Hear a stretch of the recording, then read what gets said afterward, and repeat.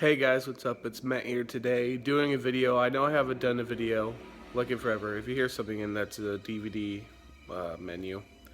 But I know I haven't done a video like since fucking August. It's just that it's been jam-packed with work and school, and the month of October is just crazy because it's Halloween and my birthday is on Halloween, and so the month of October is crazy. September, I could have done like maybe one or two, but getting used to school and everything and getting everything signed up and everything finalized, it just took a lot of fucking time. But from now, because Christmas and Thanksgiving are not usually as busy because we don't hold that at our house. We usually have Halloween really big at our house to plan out. But now that I have usually 3 days off a week, or more. Like this week I have 4 days off. One of them's tomorrow. And then I have Tuesday, Thursday, Friday, and Saturday off. I think that we're going to try to do a podcast on Friday. Yeah, I think we're trying to do a podcast on Friday. I don't know what. It might just be something simple. I don't know if we already did our favorite horror films. I think we might just do that, or fucking maybe favorite movie, fun movies, not so bad that they're good. It's just horror movies that you just fucking think are really fun. Talk about movies that are supposed to be really fun. I haven't seen this film. Since it was my birthday, I did a pretty big, for me at least, a pretty big DVD overhaul, Blu-ray overhaul, over $50, $60 worth. Blu-rays and DVDs. I have the other ones back there. I picked up the Exorcist. I already had it on DVD, but I picked up the Blu-ray. I picked up the Exorcist Blu-ray. Let me see. I picked up the Exorcist Blu-ray, the collector's edition, the 3-disc, theatrical, extended, and the bonus features. Picked up the Texas Chainsaw Massacre remake on Blu-ray because I really enjoyed it. I saw it on TV, so maybe I could see it in its full version because I know TV they edit shit out. I got the Blair Witch Project, which I do enjoy. A lot of people do not like that film. I also got The Final Girls, a new film that is actually really good on Blu-ray. It's really good. I enjoy it. Best Buy in my town was having like a big blowout sale, so they're selling like Final Girls and The Fly and shit like that for like $7, $8 on Blu-ray, which is not bad. So I got those. So yeah, I got The Exorcist, The Blair Witch Project, The Exorcist, The Blair Witch Project, The Texas Chainsaw Massacre remake, The Fly, and The Final Girls. All of those. And then I picked this one up on Amazon. It just came in now. I got this for like $5. Oh, and I got the Halloween remake for like under $5. Because it was just something for me and my friends to watch on Halloween, just to have shits and giggles. And that was pretty much it. And then I also picked up this on Amazon. It was like a fucking $1.50 with like $3.99 shipping. So it was fucking fairly cheap. And I have not seen this film, so I want to get mostly Blu-rays, but fucking this Blu-ray, fucking Twilight Times, I think their name is, or Twilight Studios or some shit like that.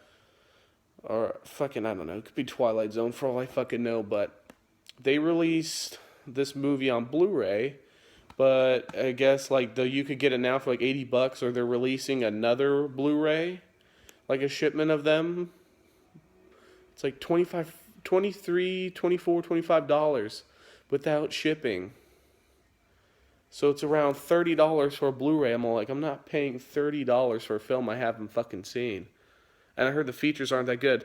The only Blu-ray I would pay that money for is I'm going to buy Black Christmas, the Shout Factory, Scream Factory Blu-ray, but that's because they load that motherfucker up with features. So there's movies I have that I don't like and I still like the features. So the film I'm talking about, I bought it for $5 because I'm like, fuck that. I'm not paying $30 for Blu-ray for a movie I haven't seen with features that aren't good. So I paid about $5 for the Blob. As you see, the top is kind of fucked up because I didn't buy it from Amazon themselves. I bought it from someone linked to Amazon. But, the disc The disc, it's already in there. The disc wasn't in bad condition, you know. It was actually in pretty good condition. Just the box is just a little fucked up, but you know, it's the box. You know, box is mainly intact. It's fine. But I haven't seen this film. As you see, I have it queued up right there with the shitty early 2000s main menu. But I haven't seen this film. I heard it's very good. The only reason I really bought this film is because Rambo Rap for Life, he really enjoys this film. I know that he really enjoys this film. It's one of his favorite horror films. I think it's this, The Thing, Leviathan, maybe a couple others. But I was like, okay, you know what? This guy, he keeps fucking talking about this film. Second Coming of Christ, okay? So fuck it, let's check it out. He's introduced me to a lot of fucking horror films I've liked. There's been what horror films has he introduced that I've liked? I know Dawn and Day of the Dead. I know The Fog. There's been a couple others, but there's been some movies that he's done reviews of that I've saw and I've actually really enjoyed.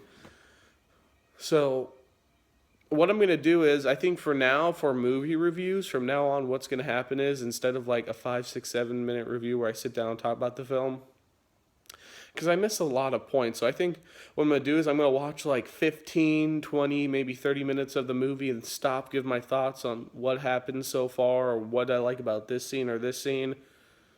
And then, you know, do it again, you know, like stop, not like every 10 minutes, you know, consistently throughout the film whenever I want to stop. Maybe I'll stop 3 times this review, and then maybe say I'll watch another movie and I'll stop only twice. And then at the end, I'll give you my final thoughts.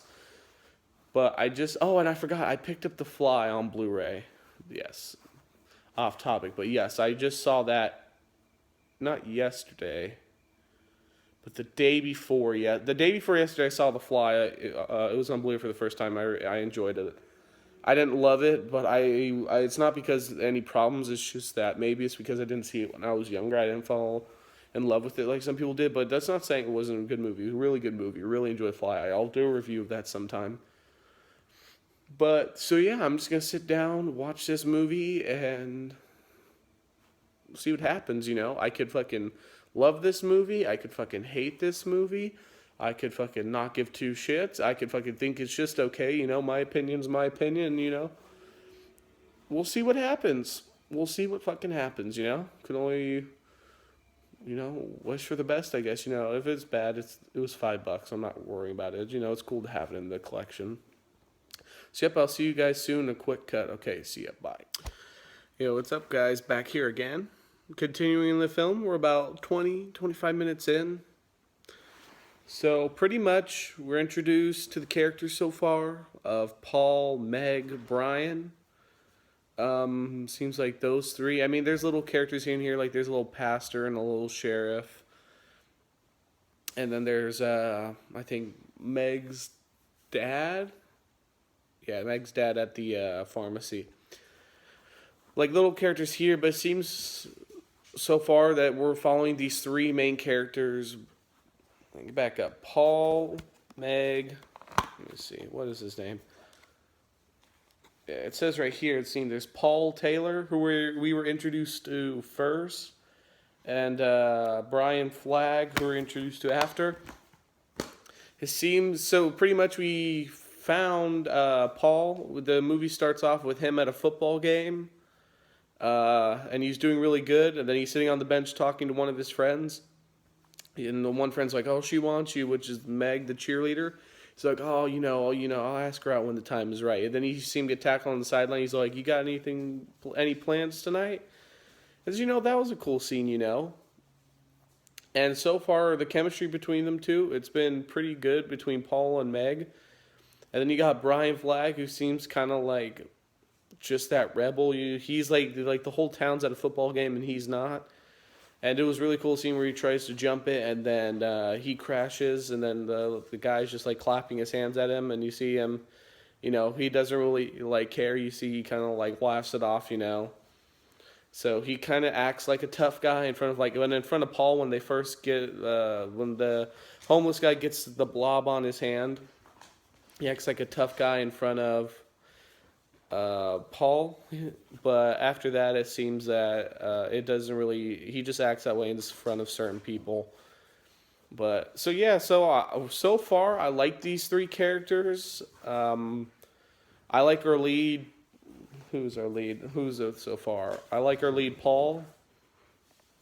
I don't know who fucking is. I don't know. This is like I don't know. I don't know nothing about this movie. So if you guys are expecting facts or anything, I don't know anything. So I like her lead, Paul, so far. I think his girlfriend, Megs, she's pretty good. I like Shawnee Smith is in it. Brian Flagg, he's pretty good so far. The guy who plays Brian, and I think that, it's going to be interesting to see these three characters' dynamic. And, you know, what was it? Paul and Brian, butting heads.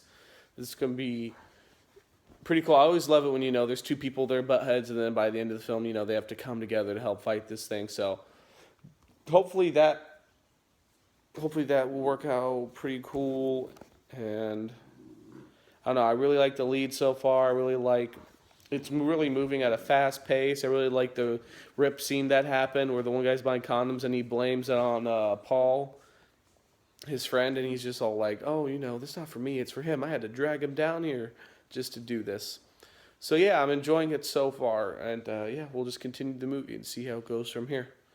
So yep, I'll stop maybe again, like maybe another 20, 30, who knows, it might be till the end of the movie. Alright, I'll see you guys. Okay, so back here again, we're about at 45-minute mark, about halfway throughout the film. We've had some twists, we've had some turns.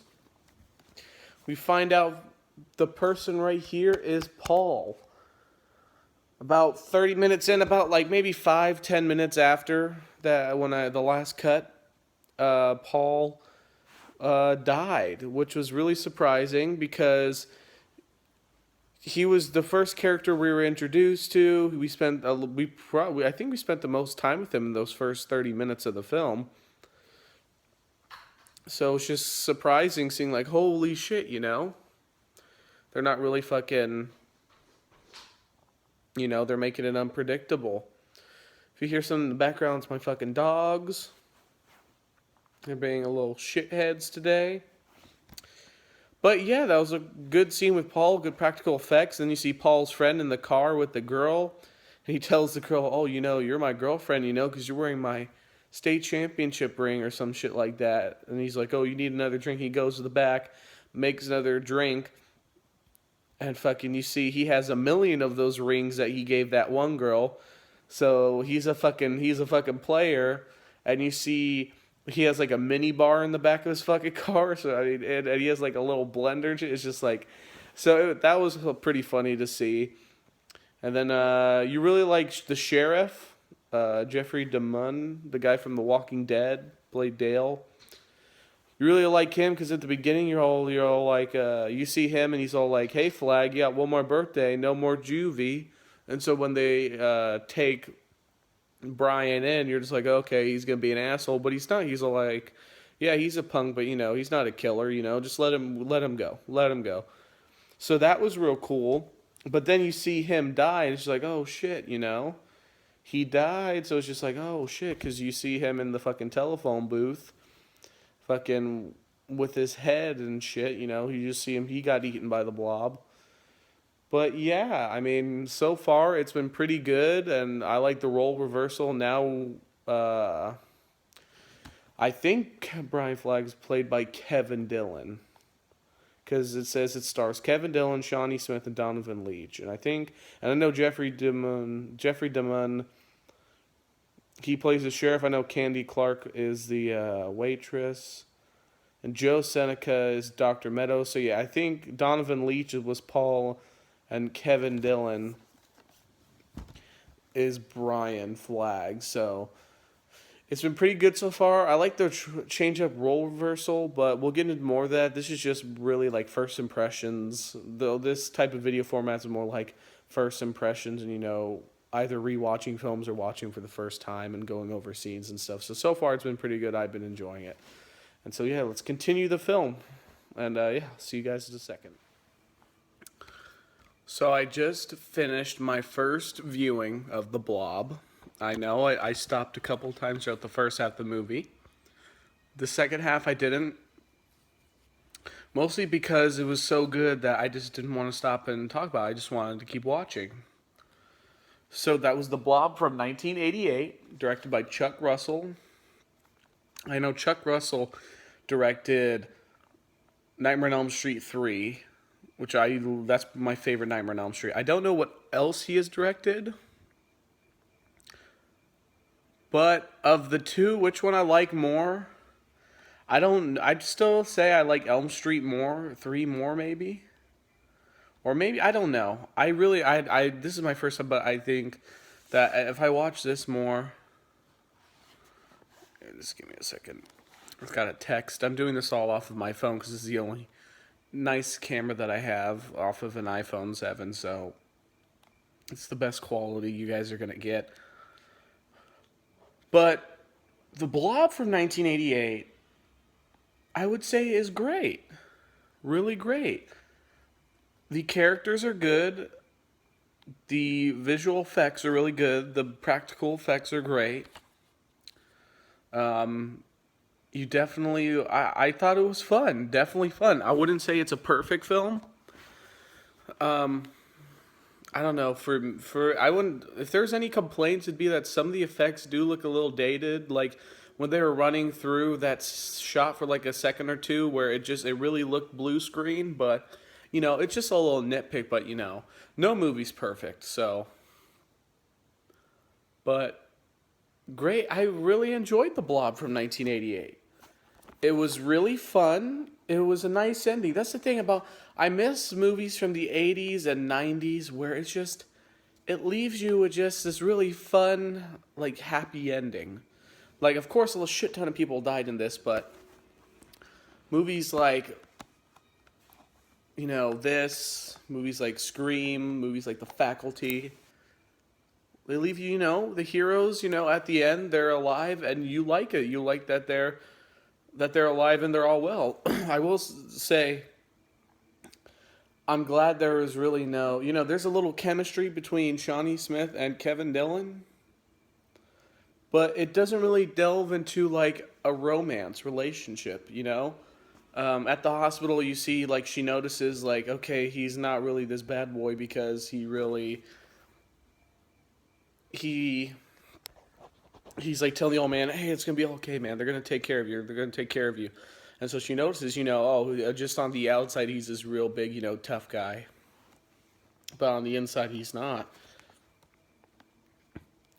But, I'm glad that, at the end, instead of like, at the end when they blow it up and she's like, Brian, and then he wakes up, he's like, what a rush. And then they hug, they don't kiss. I would have felt like that was if they did that, that would have been like a little forced because it's all like, okay, they only known each other for like a day. Her boyfriend kind of just died, But it's kind of like this might be the start of something between them two. If they did a sequel, maybe they'd be together. But I like how the end of this one, at the end, they didn't really dive into a romance or kiss or anything. They're just this experience has changed them forever, and they're gonna know them. They're gonna know each other forever now, and maybe something will lead from that. So I like that. There wasn't no forced romance. There wasn't forced anything. It's just good chemistry. And one thing I really enjoyed about this film, I know Shawnee Smith was in it, but I really like how it's a male lead. Kevin Dillon's the main character as Brian Flagg. I really like, because fucking you never get male leads anymore in movies nowadays. Think of a horror movie that's come out, mainstream horror film too, not a indie film, a film that's been released in the theaters, a mainstream horror film that has a male lead. A good male lead too, not some shitty male lead. I can't think of any. I mean, there's that Aaron Eckhart film coming out, but it looks like shit. I'm sorry, I don't think it looks that good. But I do enjoy the character of Brian Flagg. I really thought he was a good character. I enjoy Shawnee Smith. I kind of like that, I don't know, I always love those characters of like the rebels without a cause, but there's just a little bit more to them, or they're not what they, they're not what they seem to be, Like in this one, He seems like the rebel without a cause, a little bit of an asshole when he first meets Paul, and he's just like, "Oh, why, your daddy? You scared your daddy's gonna have to pay for insurance or something like that?" And so, he seems like a little bit of an ass, but then, you find out he's more than that, and he is the hero at the end. But he has some pretty good lines in this. I would say he has some of the best lines. Like Remember After Life said that, like, he had a lot of great lines. I thought he had a couple really good ones, like oh, the front door's locked, and he's like, oh, picks a brick.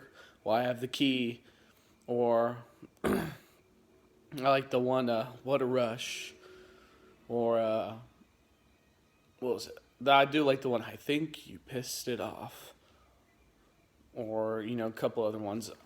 I wouldn't say like it's one of the best films for one-liners, like Rambo After Life made it out to seem. I mean, the dialogue I didn't think was anything amazing. I really say that saves them is the chemistry between the two, and the chemistry between the two, the makeup effects, the cinematography, the art direction. I love the shots of the forest and it's foggy and they're going around, or the shots of what else? Like around the town. The town really does it just looks light up. Like it's like it lights up and stuff. Like it just looks a little 50s, like a little throwback, like to the original. I haven't seen the original, but the Blob from 1988, I really enjoyed. I thought it was good. I thought it was fun. Would I put this in any of my favorite any horror film categories? No. Did I say I loved the film? No. Did I hate it? No. Did I think it was okay? No. Did I think it was above average? Yeah. I think it was above average. I thought it was good. I thought it was a good movie. I thought it was really good. It was a good, fun film. It was a good, fun 90 minutes. I wouldn't say that I really enjoyed the male lead. I'd probably put him on maybe my top 5. No, probably top. I don't even know if there's 10 movies with male leads, but he's one of the better male leads. I thought it was good though. I mean, maybe it's because I didn't grow up with the film. I mean, I'll say it straight off the back. Better alien type, films like that with a young teenage cast. I would say I love The Faculty more. I would show the DVD because the Blu-ray that I have. That has fucking bare bones because fucking movie didn't want to fucking, I don't know, fucking The Faculty had $15 million budget, had $75 million, made $75 million, fucking, it's not enough, can't have a fucking bare bones Blu-ray, bare bones DVD, fucking bullshit. But I know this film in the 80s, it had a $20 million budget, and made about $8 million in total. And if you think about taxes, if you take into account taxes and you take in account a third of that goes to the theater, plus you also have to think about they spend like maybe 2.5 to $5 million in marketing for a film, probably 2.5, so around 22 to $25 million in budget in total, including marketing and all that. So $8 million, it was a massive that's a massive failure for a studio in the 80s to have a movie that costs around like $25 million to make, including advertising and all that. And then it only makes around $8 million. Think about a third of that. So think about 2.5 goes to the theaters. So that's about 6? Let's just say, call it 6. 6, then you think about taxes. So take out taxes, it made about $4.5 million for the studios. So the studio lost like $20 million. $20 million back there in the 80s, you can make about 4, 5, 6 films, small budget films, maybe even $10 million movies, little horror films that would go here or there would have made budget back. So this is a massive fucking failure at the box office. Didn't deserve it though. Definitely think that it should have been more attention, more praise. It sucks that there's nothing on this fucking DVD besides a trailer. But, it gets what it gets, If they did really, if Shout Fact, I wouldn't pick up that Twilight Time bullshit Blu-ray for $25. But say if Shout Factory released a Blu-ray of this with loaded features, then yeah, I'd pick it up. I'd probably pick it up for around $20. I wouldn't pay like the 25. I'd probably wait for it to go down, maybe at most 20, but still that's not bad for Blu-ray. But I enjoyed the film, I don't think it was nothing amazing, game-changing. I think it's because, I think Rambo Raffer Life loved it so much is because he saw it before he saw a lot of shit, Me, I've seen so much shit, I've seen so many fucking movies. Like I say, I enjoy The Thing more than this, but I saw The Thing before this, so I would say I enjoy The Fly more than this. I definitely enjoy The Faculty, because Faculty is like one of my top 3 favorite fucking horror films. I fucking love The Faculty.